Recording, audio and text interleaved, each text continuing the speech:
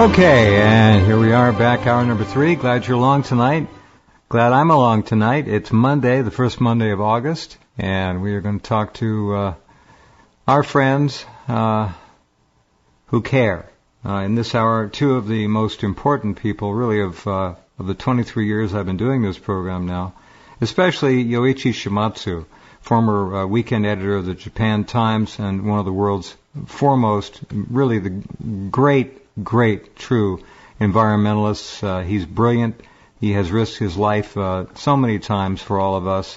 And then Dana Durnford will join us in a few minutes as well. Dana, as you know, if you've been listening recently, is an intrepid adventurer and heroic explorer looking for the truth about the death of the Pacific Ocean.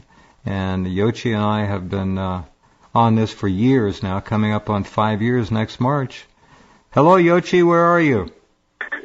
Well, I'm in Bangkok right now, so lucky we got a pretty good line, I think, this evening, since this is a world capital.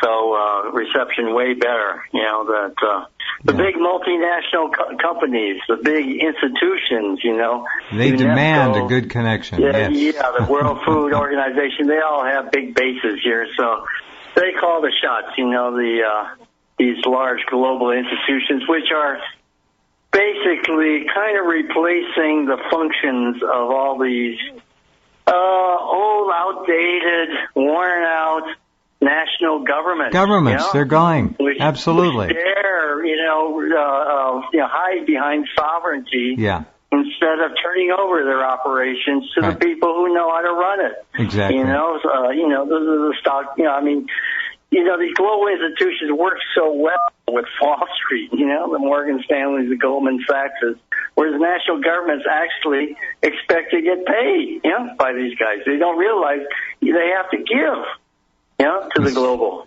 elite. You don't just, it's not a begging bowl. You know, Thailand's a Buddhist society. Monks out there, begging every morning, 7 and 6 in the morning, barefoot begging. Well, you can't do that in the modern world. You have to work hard and, you know, do your share. So, over here, Barack Obama can live the kind of life that they deserve. Oh, jeez. Now, that life, of course, has to not, let's say, there's a price to pay, you know, like Barack Obama going out there and pushing the great climate change, you know, push for his last He's pushing unbridled communism as hard as he can on his own. I don't think he needs much encouragement. The guy is a communist. That's all there is to it. Well, he is pushing this agenda to keep these environmental groups who want to turn the rest of the world into this vast forest without people. You know, Cecil the Lion. You know, Cecil the Lion is their new hero. You know, he's a martyr for everything that these guys stand for, and they rake in billions of cash, a dough that you know from baby seals and whether we've talked about this. And somehow they're all turning a blind eye to this, old event, this former event, this thing that's gone away called Fukushima. Yeah, that's all taken care of. Because they're a little bit embarrassed because this 70th anniversary of Hiroshima and Nagasaki atomic bombings are coming up. So this is kind of a delicate matter. You know, how do you talk in a single breath? You know, Nagasaki, Hiroshima, Fuku, what? You know, right? I mean, it sort of rolls off the tongue, you know?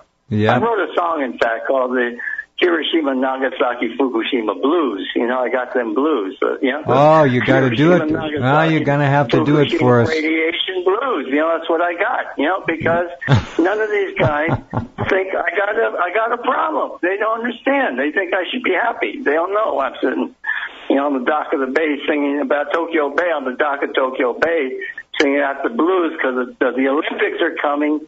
And the head of the IOC, the International Olympic Committee, Thomas Bach from Germany, wants Sapporo, Hokkaido to bid for Winter Olympics. This place is constantly awash with fog from Fukushima. And as you know, the fish catches there are starting to decline too. And he wants the world to go skiing there. The Fukushima, Hiroshima, they're all crazy. Never. The Yeah. slopes.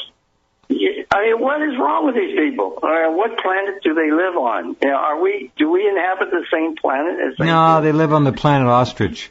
You stick your head in the ground. And, no Yeah. problem. I love that song. You got to do that again with a little accompaniment sometime.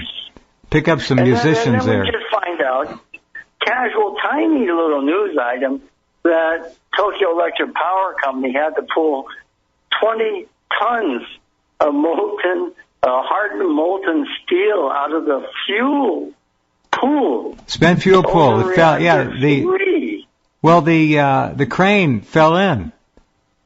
Exactly, it's the rolling crane. Yeah, not Yes. the towering crane, No, but no, rolling no. crane. It would roll back and forth over the reactor and then would roll over the spent fuel pool. Exactly. That thing melted down, and they're telling us the fuel rods should be okay. I mean, Right. how do you melt down? It's not, it's like people who put a spoon in a campfire and the thing just comes out black, it doesn't melt down. You know what I mean? It was, in other words, there was massive it takes massive, incredible amounts of heat to melt 20 tons of steel, okay? This is steel alloy. It's very, it's tough steel. This stuff doesn't go up, it's not easy to burn, okay? So, no. I don't know. What kind of world do we live in where they announce they just pulled this out? Now they're going to get the fuel rods out of there. I mean, what could possibly be left? They're talking science fiction. Exactly. It's like the logs inside your campfire when you try to melt a spoon. What happens to those logs by the time the embers go out? Is there any wood left? No. This is the same principle. The fuel rods have obviously gone. Absolutely absurd. Here's the latest. I reported this the other day, as came from ENE News. The evidence of the death of the Pacific Ocean is now becoming undeniable. However, that isn't stopping science from denying it. They're talking about algae bloom and domoic acid. They got their heads up their reputation so far. It looks like daylight anyway. It's crazy. The so far it's coming out of their throats. That's right. That's how bad it is. Yeah, it is incredible because these algae would not survive off the coast of Alaska. There's just no way. The waters are cold in that current coming across, because that area also gets hit by the Bering Strait. The cold waters coming up past the Bering Strait out of the Arctic. So there's no way that kind of algae in that kind of density to make that kind of concentration of toxins is going to happen anywhere along the Canadian coast or even from Washington up. So, Washington, it would be like south of Santa Cruz. And the main proponent of this is the University of Santa Cruz, some Australian fella who, is making millions of dollars of research money being thrown at him from somewhere. We don't know where the grant money's coming from. Mm-hmm. We have a suspicion. We have, gee whiz, right? We have a suspicion of where it's coming from. I wouldn't even to deny this thing. This is barking up the wrong tree. Yeah. You know what else? Red herring. This is everything. Yeah. Here's another new one. Yoichi, listen to this one. Here's another new one. Headline: Heat and drought cook fish alive in the Pacific Northwest in the ocean. They're saying that the heat and the drought are cooking the fish to death. Oh, let's bring Dana Durnford on with that. This didn't happen. This hasn't happened since before the Ice Age, when volcanoes were blowing up there. Come on, let's get for real. It's nuts. Let us get for real. Yeah. All right. Okay. Dana Durnford is with us tonight. Dana, hello. Welcome back. Thank you for being here again, as always. You're welcome, Jeff. Thank you for having me on. And Yoichi, I'll write that song for you. I'll put some guitar to it. We got the Fukushima Good. Blues. Let's do it together. We're going to have to do this. We got to make the Blues Brothers absolutely. band here. I had all kinds of ideas in my head. I was singing away when you said it. I started singing it right away. Yeah. You sort of remind me of John Belushi, You do remind me of John Belushi. I mean, who else is going to go out there in 50-foot waves in a rubber dinghy? Only John Belushi or you. That's a fact. There's there's a human issue here where I don't think about myself, unfortunately, and I think about the boat more so that it can handle it, but I can't, right? And I got to remember that I can't.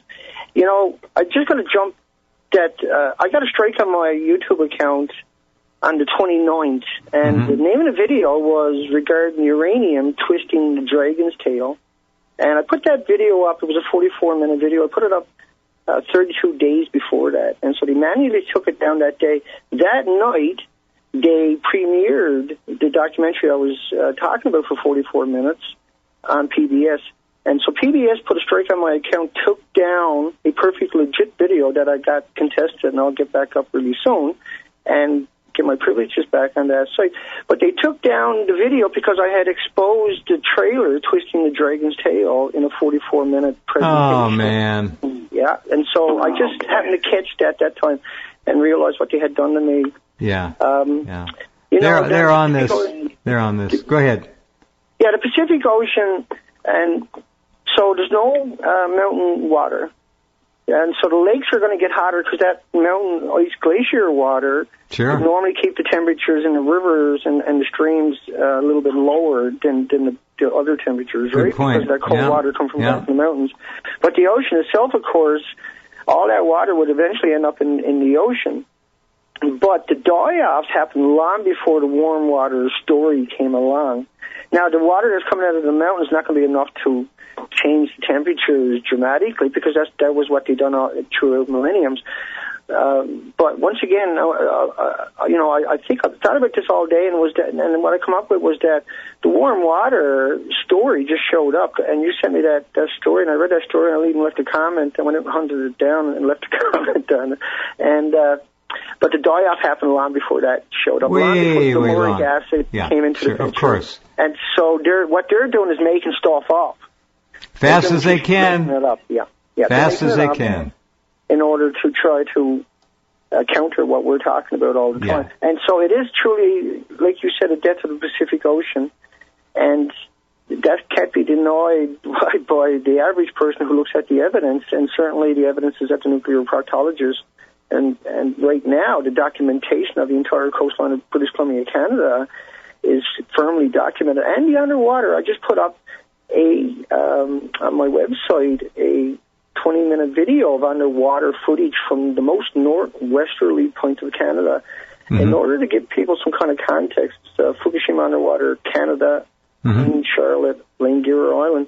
And what that showed was that there was a couple of starfish were seen in that, and it was one of them was like a bright orange, and so color was visible, and there was perfectly clear water, so there was no phytoplankton, there was no krill, there was no soup of life there like we talked about before. People not familiar with that was missing, but there was nothing on the seafloor, and this is the most northwesterly point of Canada, and that documentation can't be denied. And I noticed that in the last couple of days it started to jump up there, and that's good. Because how can anybody deny that all the clams were missing off the ocean floor? In other words, if you can look in that water and see that single starfish in that video, that bright one, then that's proof that the color is there. And the rest of the footage is no different. It's about the same depth the whole way through. It was a sunny day, and there's no shelled fish what to be seen. And people don't understand the significance of that. Well, I dove that coastline repeatedly, that area repeatedly. In fact, that's actually where I got put into a wheelchair 15 years ago, was in that spot. And so that spot, that was my first travel back to that spot, and it has a lot of significance for me. And it was a very trying time for me by myself having to come to terms with that. Because that's where I got injured to, was the most northwesterly point of Canada. And there was nothing there when I went back. It was shocking, just unbelievably, amazingly that everybody's denying this, but we can't deny it anymore with the footage. And here we are, we're going to go up the coastline again, ready to go in about 36 hours, and going to go to the end of Canada and back again for one final run at the coastline and try to do something a little bit different this time. I don't know why we can't get any traction with the documentation when this is scientific documentation. Well, because, you know the answer. The answer is that 6 corporations own 97% of the media. They control what the government, the alleged government, tells them to do in terms of Fukushima radiation, death, destruction in the Pacific Ocean. That's the big major part of it. All right? The other part of it is human denial. People don't want to know. They don't want to know the Pacific Ocean is dead. It's too much for them. They just can't believe it. So the government has that going for it, too. It's just an unbelievable thing that's happened. It's that bad. Much longer? No. I can't see them hiding it much longer. It can't. They keep putting different names on it. Domoic acid, acidic ocean, virus in the ocean. But they can't continue. They're going to run out of these fake excuses. And they're going to have to face up to the fact that radiation is in the water, in the system, and has killed the ocean. It's simple. And there are over 200 different kinds of radionuclides, not just 1 or 2 or 10. Many of them we don't even have names for. We wouldn't even know they're out there. Yeah, we know about. There's 2,000 that we know about, and we think there's around... Oh, it's 2,000. That are... Yeah. 2,000 that we know about, and there's around 10,000 that are classified. I think I said 200. Yeah, correct. 200 for sure. You're right. There is 200 we're worried about, Jeff. Yeah. That is really true. What Yoichi was saying, I'll let you go back to Yoichi, but what Yoichi was saying about Unit 3 is 100% right. You know, the whole building is destroyed and melted through, and how can the reactors survive it when the tsunami took out the entire coastline, but yet we're supposed to believe the reactors somehow magically survived it. Nothing. Well, they didn't, and they were destroyed primarily by the earthquake before the tsunami hit. Right. They were. They were just wrecked, just ruined. They were. And smoke was coming out of them. Yeah. Today, got a report that a worker at Daiichi went into the infirmary or whatever they have there, the health center, said he didn't feel very good. He was dead a couple hours later. They won't reveal where he was working or what he was doing. So they had another fatality today there. They've had dozens. They're working on Unit 3. They're working on Unit 3. That was the mixed oxide fuel, so that's what happened. It was around the MOX fuel, plutonium, sure. That's what they were working on. That's what they had in all the media the last 2 days. They're saying. Number 3. We're going after number 3. So that's what happened. Yeah, you'd think that they'd go after 1 and 2 because they're not MOX, but they can't even get near those buildings because they're so damn hot. They're too hot. 28 years later, they still can't get in Chernobyl. And Chernobyl stopped after 10 days. Fukushima didn't stop. Fukushima probably might never stop.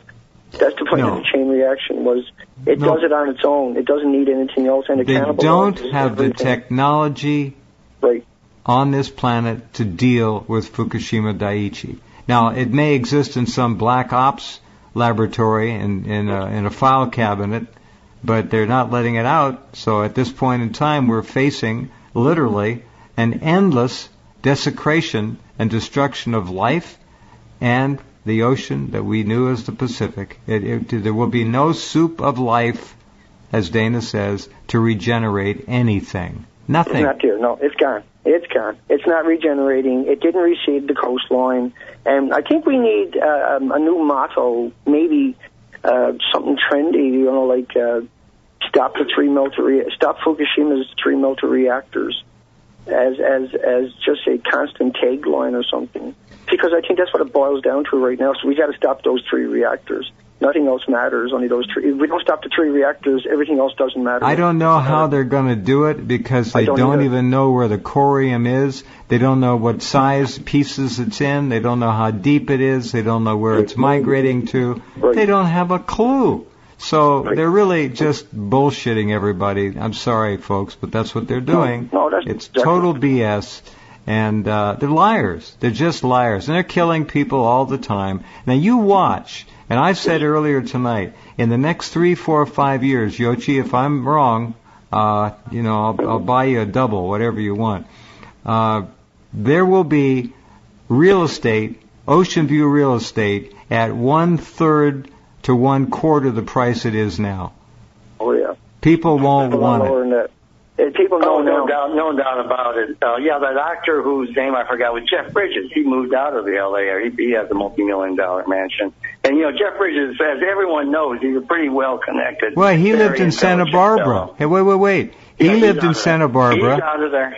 He lived in Montecito where I lived right before I came up to Oregon in Montecito, and it's right on the coastline. 1 mile, half a mile. It's right there. So he got out. Yep. Okay. See, there you go. He's out. So that's the smart money. He's a very smart, intelligent fellow. Tron and all that stuff. Very connected to the scientific community. Very well informed. Knows guys inside the cop and police, intelligence community. He's got a whole fan club out there. These guys who are very smart. Yeah. He got out. So he got the word, get out while the getting's good, so he pulled up stakes. Others will follow. So you're absolutely right there. As far as what they plan to do, they're trying to set up this robotics center in Naraha, which is, I've been there before, bicycling through there, and I think I even might have talked to you about that, where I found some cattle. It's very close to the whole Fukushima complex. Okay. Yes. They're planning to use this nuclear enrichment technology. The plan that we can discern is they're going to try to use lasers to do laser separation of isotopes. They've got to get the plutonium out of there, because there's no way they're going to get in there. They're going to try to do it with lasers. But the problem is that this is not a lab condition. This is not a nuclear lab. This is field stuff underground. It seems really crazy what they're planning to do.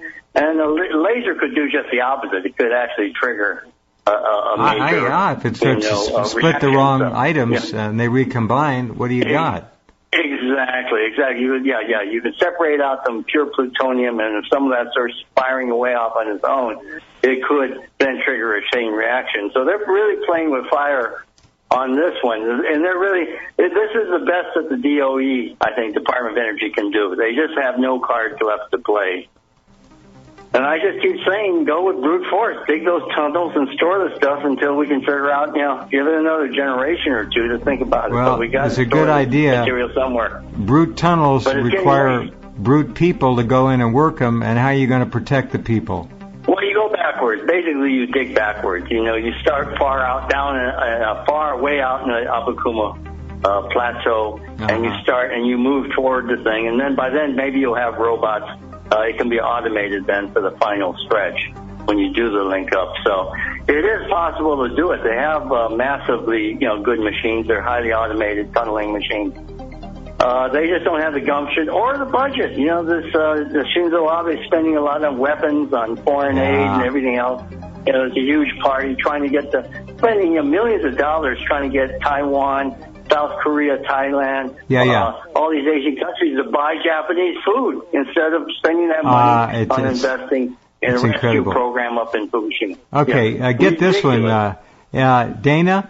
You get this one, Yoichi. Listen, Jeff Bridges' incredible Montecito villa up for sale at $29.5 million. That's what it went on the market for. California. So, yeah. I had a California investor call me up and want me to do a presentation, a real estate investor for that firm. So I forgot about that. So that's an interesting one too, because he called me up and talked to me for about a half an hour originally, and he wanted my opinion on, was Fukushima real and was it an issue? Who wanted this? Who wanted your opinion? Now I can't remember his name off the top of my head, but it was a real estate developer that was about to do several $100 million investment in California, and he was against it because of Fukushima, and he wanted me to do a presentation over the phone to the board, I guess, or to that group, to that firm. And I thought that was once again that's the smart money talking. Yeah, exactly. The guy is smart enough to call you up. That's amazing, right? There are intelligent people out there who realize they're not going to plunge hundreds of millions down and lose it. Yeah. Wow. Yeah. Here's another. Right there, Dan. Well done. You should have. I hope you briefed the board. I mean, here's a story. I'll send this story to both you guys. The Daily Mail picked the story up, and it's just a story about the Montecito Villa for sale for $29.5 million. Okay? And that's July the 8th, 2015, this year, just a few weeks ago. Now, the funny part of it is, whoever wrote the headline, I don't think knew what he was writing. And he put as a headline, "The Dude Wants Out." Jeff Bridges. Jeff Bridges. In the most coveted spot in America.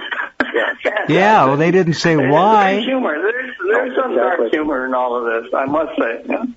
Yeah. No, those wealthy people, they pay attention. They know Fukushima when it happened. They were taking. They listen to this program. They listen to you guys.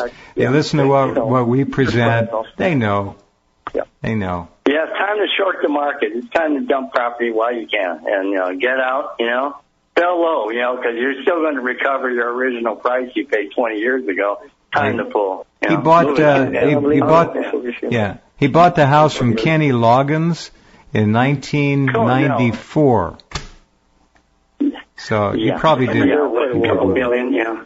Back then, what? A couple million, right? I mean, a couple million. 100 times his money. Yeah, sure. He did well. The dude ain't a dummy. Yeah, let's put it that way. Yeah. No. Yeah.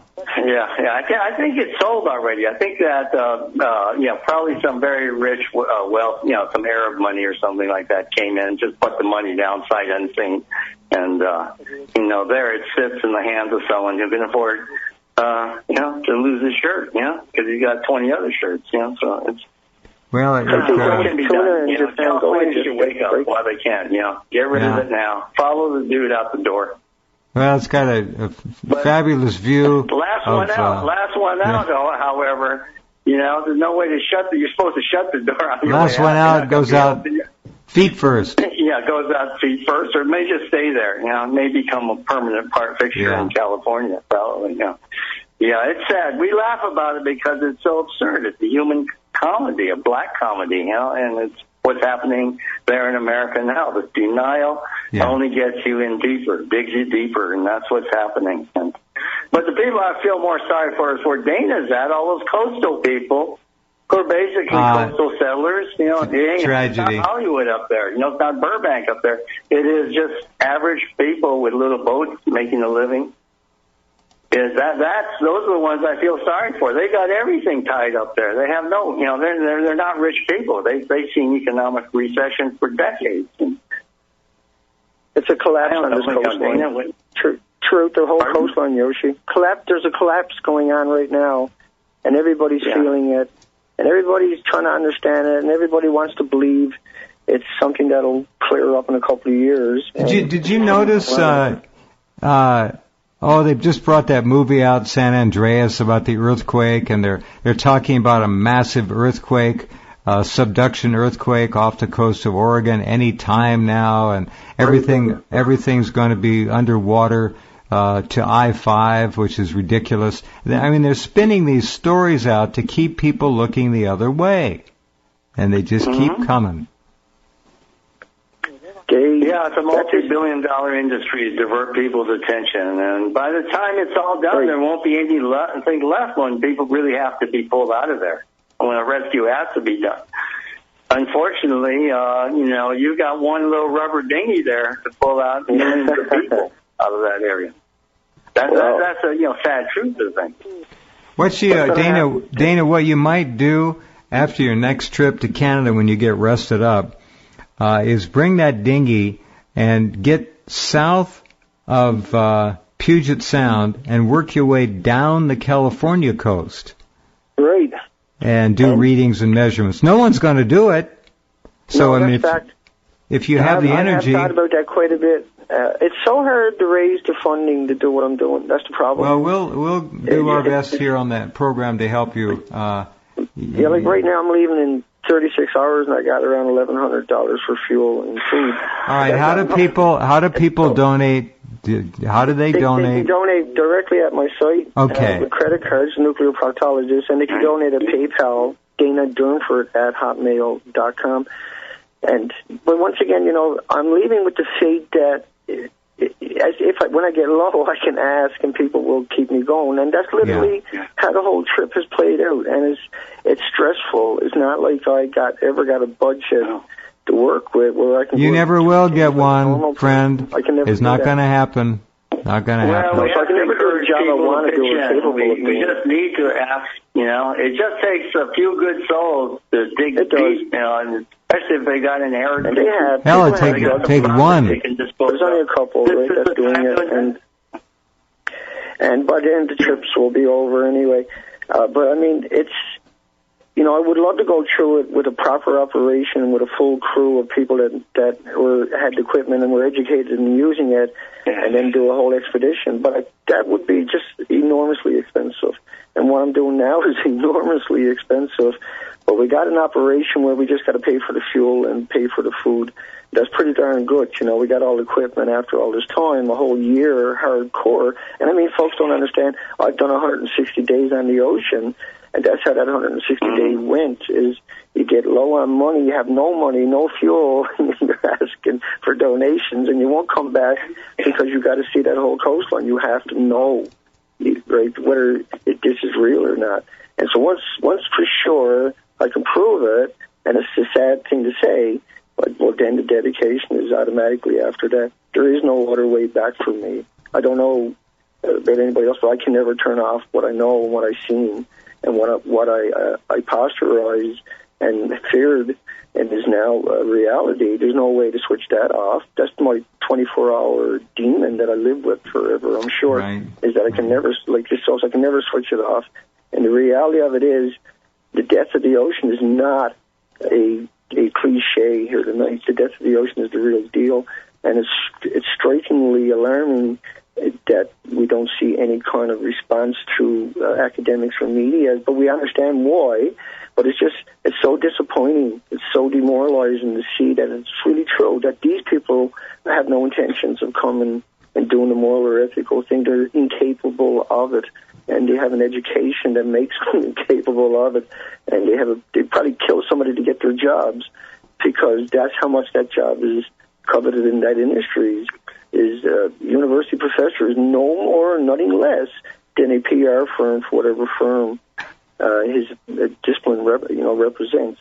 It's really striking that I can no longer look back and say that that's a world I could put any faith into. I just can't. Because science has betrayed us. And I'm talking in generalities here and the big picture. Science has sold itself out. It has betrayed humanity. It will not report on this calamity. It won't touch it. All we're going to do now is see the results, whenever they decide to release them, of Kelp Watch 14, 2014, and it's going to be full of lies. Same old, same old. The ocean now is so dead and devoid of life that the bottom can be seen clearly in 30, 40, 50 feet of water off the Southern California coast. This is unheard of. You shouldn't be able to, Shouldn't be able to because of the phytoplankton and the soup of life. Exactly. And once again, I'll just reiterate that if you went to a healthy coastline, folks, and you plowed it in with your plow and you came back in 2 weeks, most of it would be filled with life from both sides of it and down deeper and from the ocean itself that would receive it. That's what Jeff said is so poignant that, take that away, if nothing else tonight, folks, is that the ocean is not receiving itself. Listen to this. Listen to this lie, this disgusting lie. This is was printed in Al Jazeera, but it went all over the place.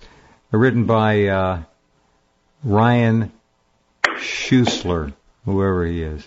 All right, he says, the toxic algae blooms in the Pacific Ocean, stretching from Southern California to Alaska, already the largest ever recorded, appear to have reached as far as the Aleutian Islands, scientists say.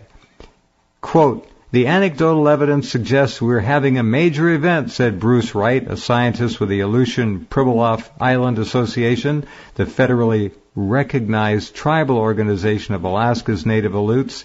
All the populations of marine animals and mammals are way down in the Aleutians. Well, how about way out? They're gone. There's very, very few left, and the few left won't be there in a couple of years. They'll be gone. While the algal blooms are not uncommon in the Pacific, 2015's bloom appears to be the largest on record, scientists say. So this is what they're using as the excuse as to why there are no more herring, why half the orcas are gone, why the whales are dying, the big whales, why the small fishes like sardines are gone. I'm sure the anchovies are being impacted the same. It's just an outrage the way they're lying about this. It's just sickening. Hold on, we'll be right back.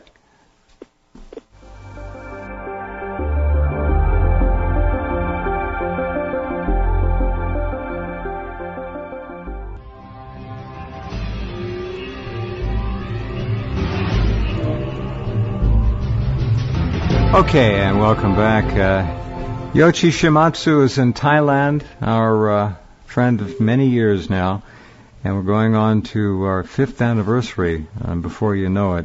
And Dana Durnford, one of the great heroes of our time, who has done things that few men would do if they had full use of their bodies and were physically perfectly fit and healthy. I remember when he was on with Yoichi and I, and in the dark, and my God, and it's just, I didn't think you were going to make it, my friend, but you did. It's not your time. You got work to do, and I'd like to see you go down to California and do the California coastline. I mean, you'd have to be pretty damn careful down there, though. They got California. It's crazy.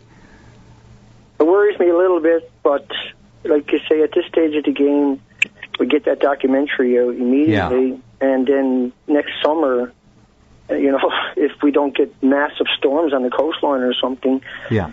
And that's another thing that you've covered extensively. And we talked about before, folks, is that storms are going to show up in the near future that might ravage this planet, unlike anything we've ever encountered. And we're talking that winds up to 200 miles an hour have already been recorded recently after typhoons have went over Japan and went on to the Philippines and also Tonga. These are extraordinary. We've never seen that only in tunnel passes and mountain passes and just in rare areas for short periods, never in a storm, though. And so that is definitely coming to our future, is these massive storms. And they're holding it off the coast now with HARP. We haven't seen any hurricanes hitting the coastline. I think there's like 10 years direct hits on the coast. No, and not one coast hurricane has been allowed to go into the Gulf of Mexico because of the BP blowout. All that oil is still sitting down there on the water. And they can't have a hurricane move into the Gulf of Mexico. It would stir it all up and throw it right up on the shore. And they're still, still spraying Corexit right now. Over 3 million gallons they emitted to, and that's shockingly done that. But I'd never thought about that, Jeff. And I equated that when that originally happened. People trying to wrap their mind around it. The best way to think about it was a 1,000-mile iceberg, except the iceberg rolled along the coastline and coated everything and got rid of all the genetic superior life that was there through, thousands and millions of years. It literally coats everything as it's moving along the coastline, and that would go for probably 8, 9, 10,000 miles with just several days' releases coating the coastline. See, total devastation. And then Fukushima takes all the food sources from the Pacific Rim nations.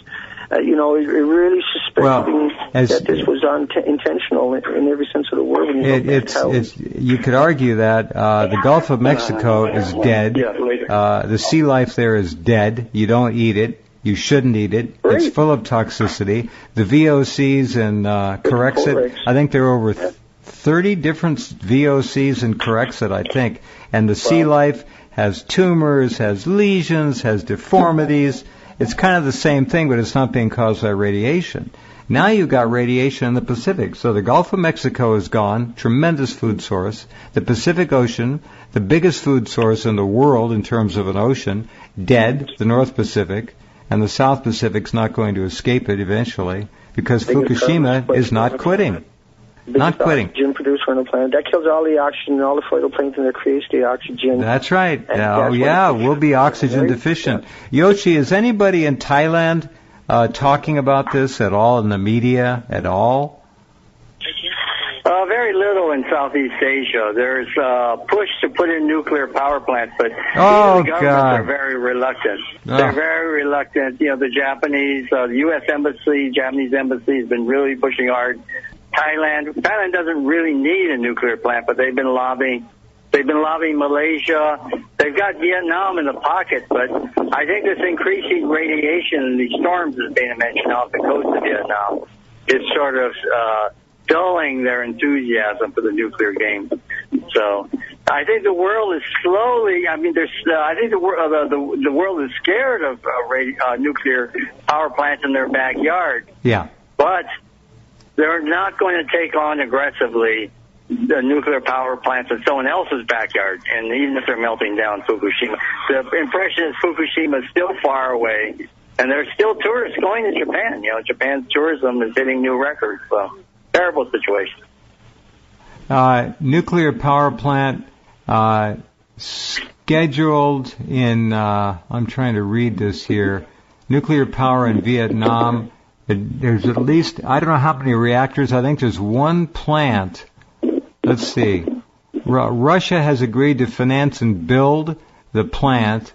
Vietnam has considered establishing nuclear power since 1995, and this proposal surfaced in 2006. Blah blah blah. So yeah, they're planning on putting in one. How many reactors? One, two. Anyway, several in Vietnam. So yeah, they're not slowing down. So the Russian deal has basically been called off. It's now mainly I believe Hitachi is pretty much involved. Westinghouse. It's going to be a joint venture. They're going to split.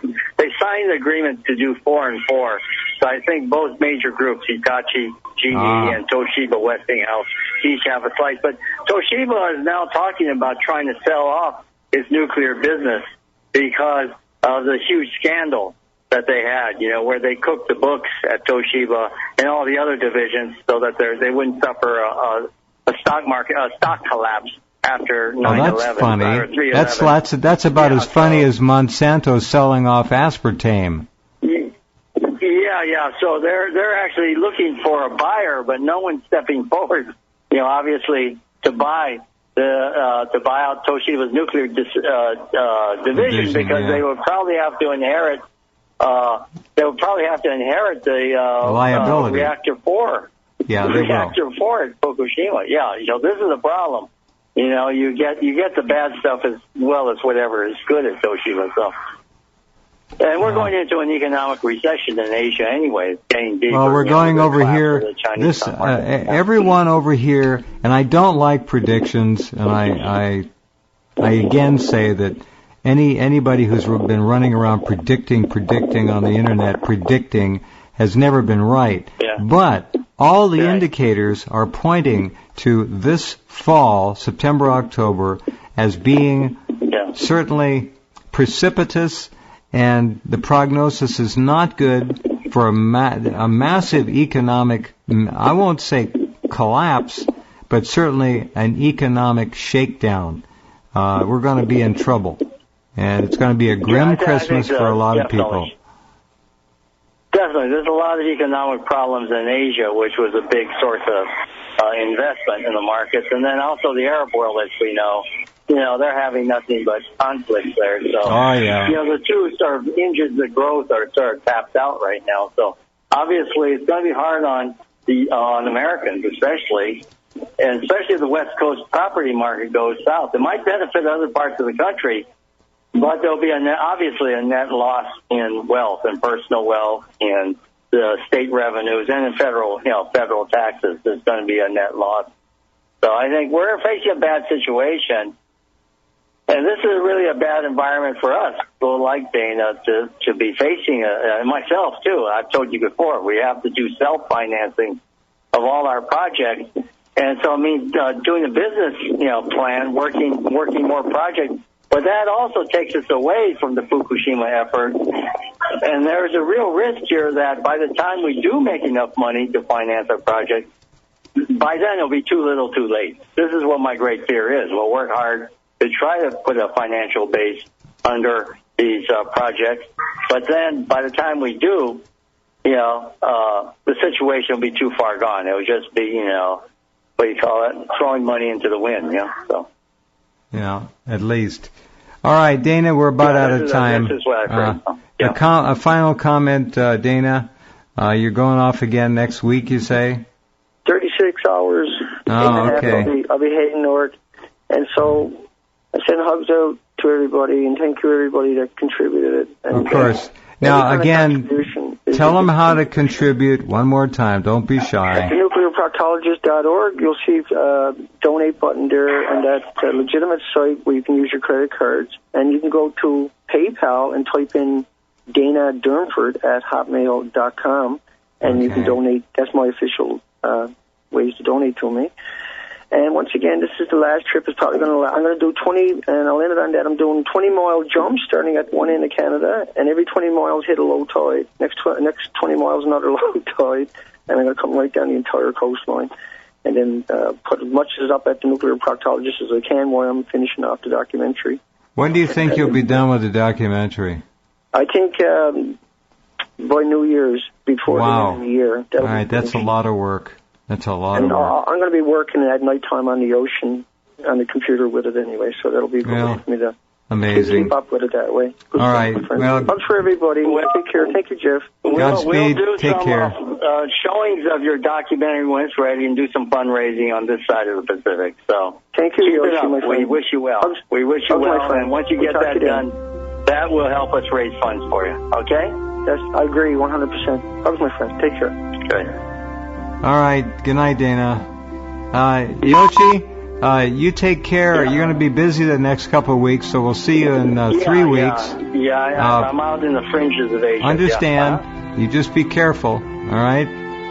We'll do. Always concerned. Okay. Good night, my friend. Thanks a lot. Good luck. Yeah.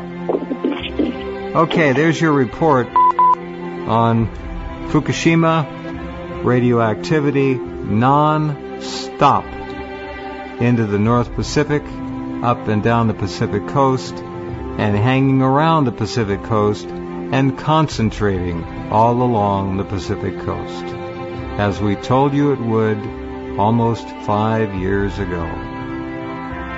All right, we'll be back tomorrow night. Take care.